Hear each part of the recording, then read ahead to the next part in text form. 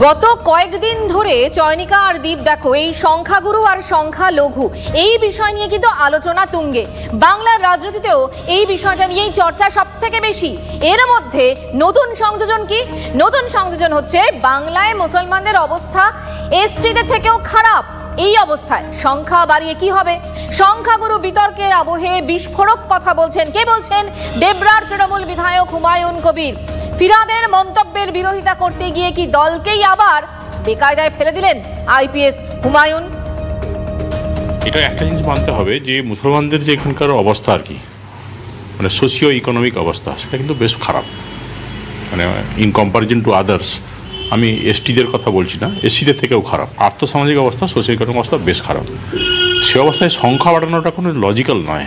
Total living কন্ডিশনটা যদি better না হয়, সংখ্যা বাড়ানোর কথাটা কেন আসে? সংখ্যা বাড়ালে তো লিভিং কন্ডিশন আরও ডেটোরিয়েট করবে। সত্যি তো, লিভিং কন্ডিশনের ওপরেই তো গুরুত্ব দিতে হবে, কিন্তু এই তত্ত্ব দিতে গিয়ে কোথাও কি দলের খানিকটা দলকে অস্বস্তিতে ফেললেন এই ডেবরার তৃণমূল বিধায়ক আইপিএস হুমায়ুন কবির। ফিরাদ হাকিম তিনি কি বলেছিলেন তার মন্তব্য শোনাই আপনাদের। बंगाल में तो हम 33% हैं, मगर हिंदुस्तान में भी हम सिर्फ 17% है और हमें माइनॉरिटी कम्युनिटी कहा जाता है।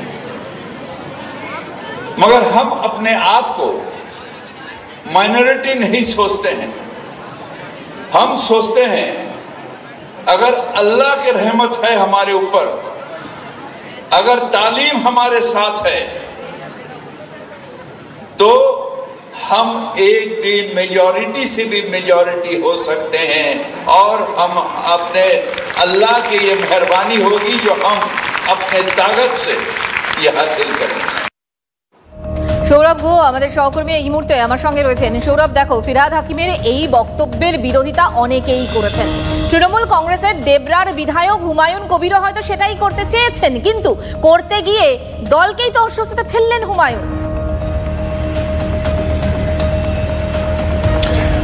দেখো, হুমায়ুন কবির তো ইতিমধ্যেই পাল্টা টুইট করেছেন এবং তিনি সেখানে বলেছেন যে সংখ্যা বাড়িয়ে কি হবে, গুণগত মানের উন্নয়ন দরকার। তার একই মতামতে তিনি কিন্তু অনড় আছেন এবং আজকে TV9 বাংলাতেও কিন্তু সেই একই কথা তিনি বলেছেন। কিন্তু সেটা বলতে গিয়ে তিনি যেটা বললেন সেটা কিন্তু গোটা রাজ্যের সংখ্যালঘু বিশেষত মুসলমানদের অবস্থা এসটির চেয়েও খারাপ, এই কথা বলছেন শাসক দল তৃণমূল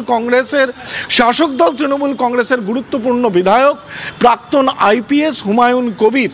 যেখানে মুসলমানরা এ রাজ্যে সেফ আছেন, তাদের সুখী এবং সমৃদ্ধ জীবন বারংবার দাবি করা হয় তৃণমূল কংগ্রেসের নেতৃত্বে, সেটা এনশিওর করা হচ্ছে। সরকারি চাকরি থেকে শুরু করে বিভিন্ন জায়গায় তারা অগ্রাধিকার পাচ্ছেন বলে যখন খবর, সেইখানে যখন বলা হচ্ছে তৃণমূল কংগ্রেসের তরফে, সেই সময় মুসলমানরা এ রাজ্যে এসটিদের চেয়েও খারাপ অবস্থা।